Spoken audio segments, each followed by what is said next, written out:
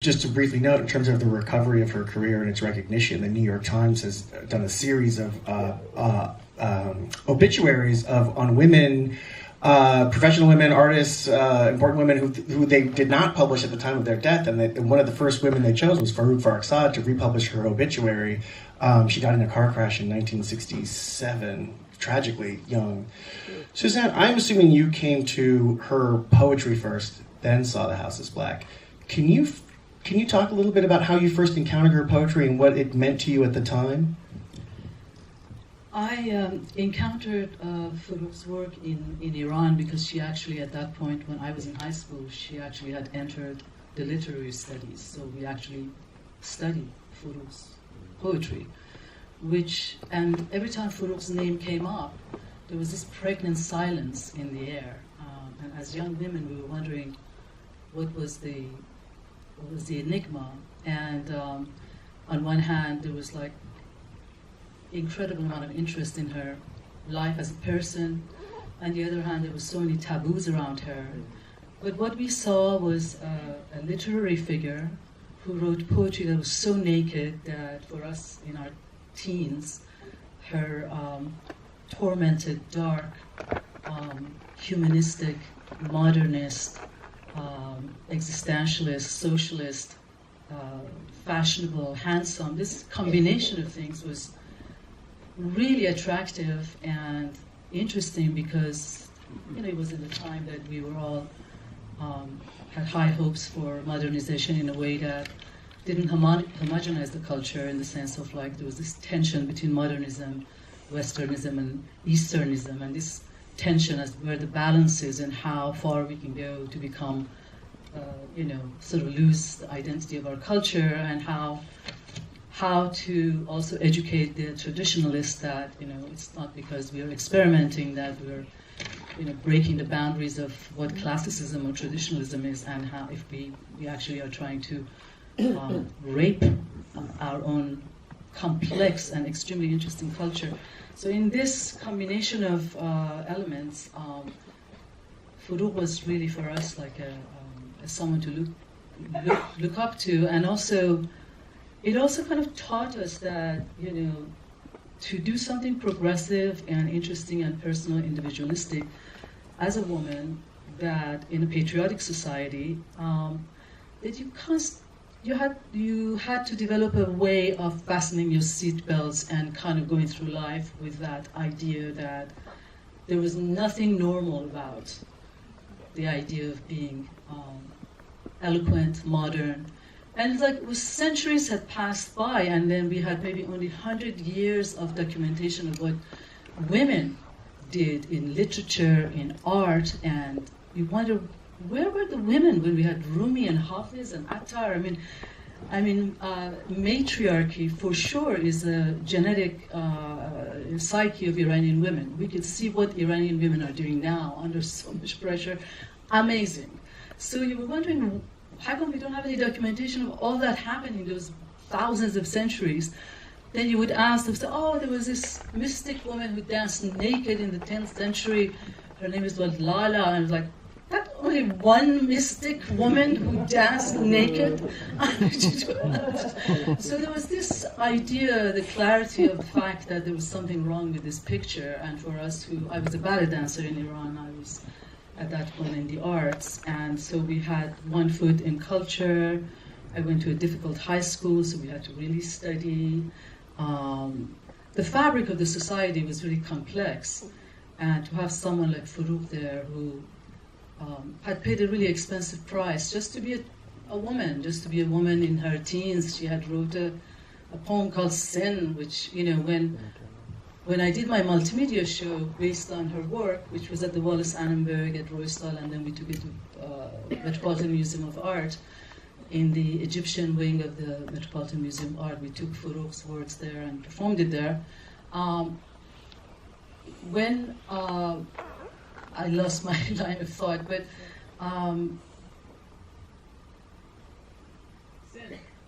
Sin. I was the multimedia show that I did called House is Black Media Stage Production was a combination of bringing all aspects of Frough's life from her interviews, from her prose, the things she had written for her diaries, her poetry, her interaction with the husband, the lover, Ibrahim Gulistan, who was a huge influence in her life. And so this poem, Sin, had a very important role, because that poem literally destroyed her life, and custody of her child, and they accused her of all kinds of things. So I actually was going through translations of that poem in English, and I read the poem and I said, well, what's the big deal about this? She's like, I kind of threw my body in a pair of voluptuous, heated arm of a lover. It's like, yeah, right, in this context, in English. But when I read it in Farsi, and I was working with Robert Egan, who's one of the best theater directors in the US, and we were trying to work on the character, suddenly saying it in Farsi would give me goosebumps, because suddenly it was like the context was گناه کردم گناهی پر لذت در آغوشی که گرم آتشین بود گناه کردم میان بازوانی که داغ و کینه‌جوی آتشین بود. Well, like in her time, that much heat was obviously like, whoa.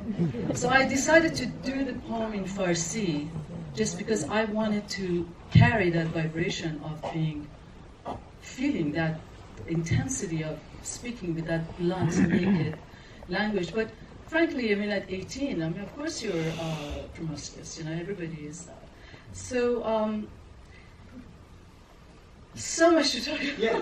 Well, I was going to go back, and so you talked a little bit about the body. I mean, the figure of the lover in her poetry, which I'm not as familiar with as I'd like to be. I've been reading your translations, which were really, I don't know what I know, but they're the best translations I've read so far in terms of getting in English what you're describing. I can hear it, feel it from the books you loan me.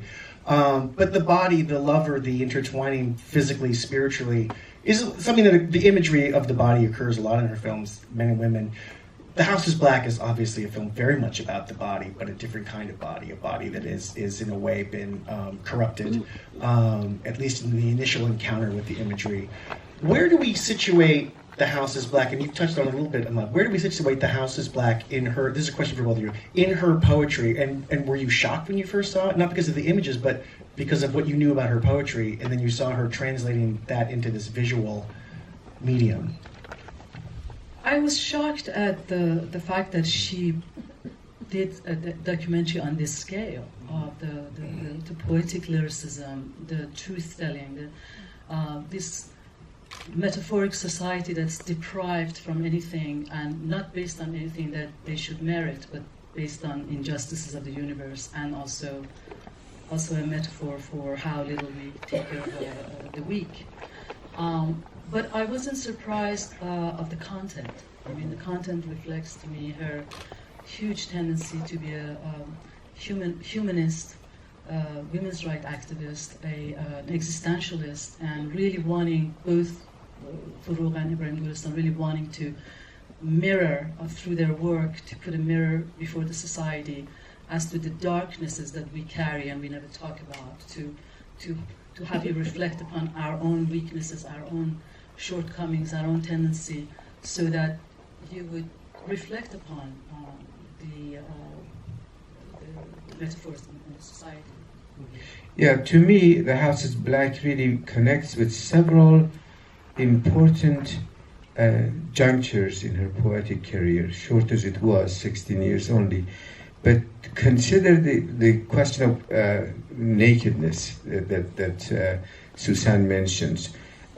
She bears herself in her poetry as well. من اوریانم مثل کلا سکوت میان کلام‌های محبت اوریانم و زخم‌های من همه از عشق است، از عشق. من این جزیره سرگردان را از انقلاب کوه و انفجار اقیانوس گذر دادم و تکه تکه شدن راز آن وجود متحدی بود که از حقیق‌ترین ذره‌هایش آفتاب به دنیا آمد. This passage that I just recited really is an amazing display of if not spiritual, at least non-physical nakedness. سکوت میان کلام‌های محبت. And I imagine that when she was given the task of filming this lepers colony outside of Tabriz, she must have looked through those scars as something akin to clothes. And there's this mysterious idea in Persian mysticism that the clothing we wear is just to hide our own shortcomings. So the most perfect of us are the most naked of us, if not literally, at least spiritually and metaphorically. And as such, in some of her poems, when she stands in front of her lover, and she says, و هدیه میکنم به تو گلهای استوایی گرمسیر سبز جوان را, she's talking about everything in the body, but in such a way that's so very different from her predecessor Iraj Mirza, which puts us to shame if we want to read recite his poetry. She, in other words, without negating actual literal nakedness, elevates it. And this, I think, is where her poetry connects with this film. The narrative that goes with the film reminds me very much of her own poem, Ayahay Zamini, Terrestrial Verses, in which you see an end of the world, apocalypse kind of thing. And only few poets have done that. Lord Byron, in The Dark, talks about the end of the world. And when you imagine, or let's say in the Song of Songs, or in the book of the Ecclesiastes, those places are the places of the ultimate reckoning with our humanity and with the end of life. So I think what we are seeing here is how beautiful we can all be, perhaps as beautiful as the child who says, the sun, the moon, flowers and play. It's like an amazing nakedness wrapped in the innocence of childhood. So I think she really makes, maybe she was not even conscious of how the film related to, she was doing something for someone, for her boss, Ibrahim Golestan. But in doing it, she breaks all the bonds there and elevates herself, poetry and film, and relies on all of the previous expressions of that elevation in the tradition to make a work that later I think inspires someone like Kiarostami. I think without that film and without that kind of an elevation, or as Freud would say, sublimation, we would not have Kiarostami or his expression of love as silence, as deep as silence, and not as shallow as speech all the time. So I think there's a line in Persian artistic traditions that goes through verbosity to visuality. And so I think when the verbal becomes visual, this is the best kind of it that we can see. You mentioned that Ibrahim Golestan was her boss. This was an assignment that came to his production company, and he assigned it to her. But they was obviously much more than her boss, and he worked for her and with her. Yes, of course, they were lovers, and they also had a profound influence on each other as artists. Ahmad, you had mentioned earlier, I think that he was making documentaries up until this period of time, and Brick and Mirror is his first feature film. But from what you were saying earlier, it almost feels like the poetic realism that we see in her film, you see all over Brick and Mirror. I mean, it's almost like that short film inspired him to move into this other direction. But when her book of poetry Afterbirth came out, after they had started, their affair, his influence was read into her work. It was basically, as I understand it, everyone felt that this work is so radical, it must have been his influence on her as opposed to her doing. So can you talk a little bit about both of you, their relationship and how they influence each other as artists, but then also how it was perceived by the world outside? Habitually, I shrink before the word influence because it seems like doing something to someone and not with someone. So let's call it interaction. And I think it was really an interaction of several levels. Of course, they were lovers, sure, so much the better for them. But I think that I think what they were source of inspiration for one another. And so I think, taken according to those standards, I kind of tend to give an A to Golestan and an A+ to Farrokhzad. being the teacher that I am. So it's like she did so much through her art that was available to him and still is, even though he's very old now. He too did things, of course, and made things possible. Let's say, for example, the legend has it that he read T.S. Eliot's The Wasteland to her, or the love song J. Alfred Prufrock, and translated for her. And we do see traces of the imagery there. But the whole that she made of it in a long poem like Dawn of the Cold Season really is an amazing feat, where she has premonitions of her own death. The poem begins by این منم زنی تنها در ابتدای در آغاز فصل سرد در ابتدای درک هستی آلوده زمین, and ends in that the spring to come and all the growth and blossoming and all of that. So I think in that sense maybe we can compare that premonition to, let's say, Shelley's premonition of his death in Lake Geneva. So it's a very involved thing, but she definitely sees that what Golestan had given her, then he sees on what she had given, and this may be a kind of latter-day trace of the patriarchy in the Persian culture, but she proved more of a student and more of a learner from what Golestan had to offer than he was to looking at her poetry. But whatever it is, I don't like to see it as influence, but I like to see it as the kind of close relationship that they had together was mutually beneficial. Really, it's a museship, because in relationship, Froogh had come from such a hard few years after lost the custody of her child, went back home. The father and mother were not into having like a wild daughter, and so she left. She started working with a friend on a theater piece on the subway. Yes. And so she had come from a place of being completely an outcast from every walk of life, and she goes to Europe, studies editing, comes back to Iran, and a friend introduces her to Ibrahim Golestan, and she starts working for him as a secretary, and then they develop this romance. But what happened is that this relationship, the lover being lovers and everything, but there was a certain level of museship that really made her grow wings. I think that Froogh, Ibrahim Golestan, was independent financially. He was a hardcore intellectual. He is, and then he also had very little patience for idiocy. And because he was very independent, he could just be like, cut the shit out kind of a person. And so for Froogh, who had been like just thrown out of every corner, finding someone who not only understood her journey, just to go for it. It's cool. Just go for it.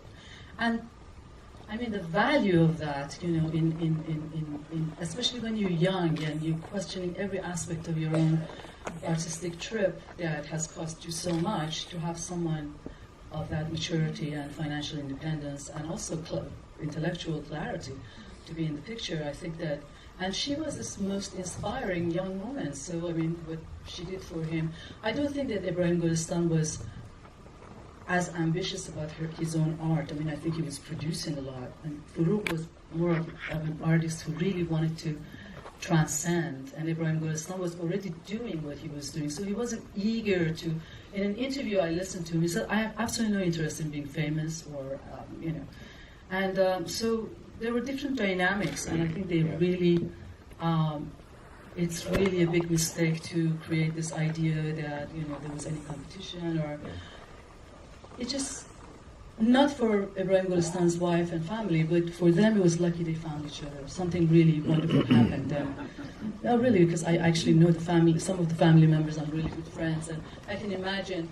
But you could imagine the fabric of the society was modern enough that they lived in the same street. Froogh and Ibrahim and the wife and family, they all said, okay, whatever, So it's surprising, where things were at, and then. No, I think that the intensity was there, but museship was also there. Froogh was very unhappy not being independent financially, And they had the socialistic ideas about, we shouldn't do this and we shouldn't do that. And then in a party, Froogh was super mod and dressed, and they were having these revolutionary ideas. And somebody said, "Hey, look at you! You look like you just came out of some kind of a, fashion." What you say, Susan, about the mutuality of this business, I think is so much more evident in Farrokhzad's poetry than it is in Golistan's work. The two masnavis that she has in Taballud Digar, Ashaqane and Murda, one really exemplifies her manic phase. ای شب از رویای تو رنگین شده سینه از عطر تو هم سنگین شده. It's an amazing work that really responds both to Ibrahim Golistan and way through centuries to Attar's Mantiq al-Tayr. And it's in the same rhyme and meter. It's a wonderful example of Sher no not being really no at all, but being no in deep down and in connecting in a new way to the tradition of Persian poetry. I don't see that trace in Golistan's work. Golistan moves at his own pace, and you're right, he's really the die-hard intellectual that he is, and he remains so. You're right, while he's still, from a very comfortable background and class of society, he still revels in his best work probably is Asrar Ganj Darli Jenni, which is a satire on this political situation and the oil wealth that Iran won in the 1970s. But Farrokhzad did not write for the moment. Farrokhzad wrote for future generations. But Farrokhzad is a poet, and Ibrahim Golistan is a provocateur. His influence on Iranian documentary films and a way of thinking, like a philosophical new wave kind of person, a thinker. And Froogh was a poet. And that was really what was different about him. That Ibrahim had a poetic vision, but he was mostly sociopolitically oriented. He really was part of the communist, he was part of the Tudeh, and then, he had different preoccupations, and Froogh was fundamentally a poet. Whatever she did, whether she did House is Black or whatever else, it was the life and the work of a poet. So, and then we were discussing this notion of tradition and modernity, which has been there throughout time. And how many artists like Jackson Pollock, Stravinsky, all these people who had that kind of innovation, that kind of talent, who died in poverty and they were outcasts. And so it's not, our society, our culture, because we have a magnificent ancient culture, and it's very complex, admirable, and you could lose a lifetime just digging into our own culture. But there's a generation that feels like I carry that in my genes, but there's a different tendency. So this heavy-handedness of loving tradition instead of dealing with traditionalists who think they hold the culture hostage, and think that actually culture, let's say tradition, how was it created? It was created at some